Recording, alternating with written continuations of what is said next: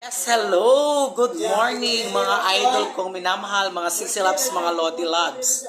It's a beautiful Monday morning. So, inom tayo ng tsokolate or tinatawag nila na hot chocolate. So, ayan. Bali, meron na naman ngayong latest update si Boss Meta.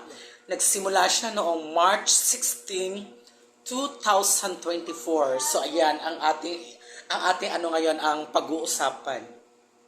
Well, dahil nga ayan naman ang bagong update ngayon ni Boss Meta na bawal na daw gumamit ng mga ibang lengguwahe.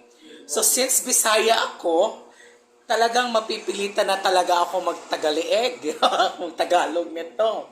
Kasi yung mga ina-upload daw ng mga ibang language is hindi siya mamomonetize sa in-stream ads. So, wala siyang earning. Ano ba? So, mga Bisaya dyan, ano ba? Okay ba kayo dyan? Then, marami din naman mga vlogger and mga content creator ng mga Bisaya.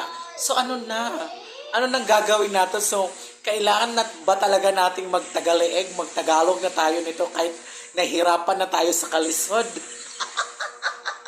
So, ayan guys, ang ating pinakaano ngayon. Ang point ko dito is, kasi nga may nag-update nga daw si Boss Meta. Ewan ko kung bakit ganun. May panibago na naman siyang update. So, hindi niya talaga susweldohan yung mga ibang lingwahe kung mag-ano ka pa, kung ano ba yung mga ibang language mo. Kasi sa Pilipinas is ang national natin language is Tagalog. So, ayun, kapag gagawa tayo ng content, mapipilitan talaga tayo magtagalog na. Kasi mahirap talaga mga idols, mga sisilabs ko. Siyempre, pinaghirapan natin yung ating account and then pinaghirapan natin para ma-unlock ang ating stream ads.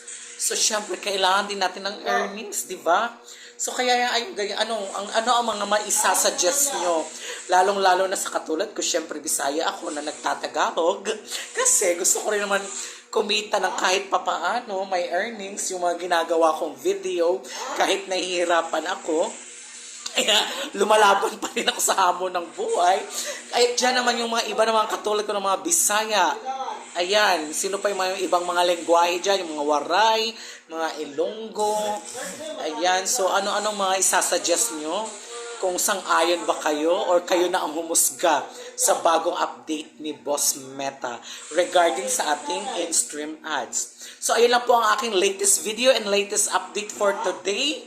Huwag niyo pong kalimutan mag-iwan ng bakas para mabalikan ko po kayo. And pakiusap po, huwag niyo pong skip ang ads kung meron ba kayong makita. Thank you for watching and God bless us all. Bye mga kachabi, mga idol, mga sisilabs kong minamahal. And thank you for always watching. Bye! Mwah!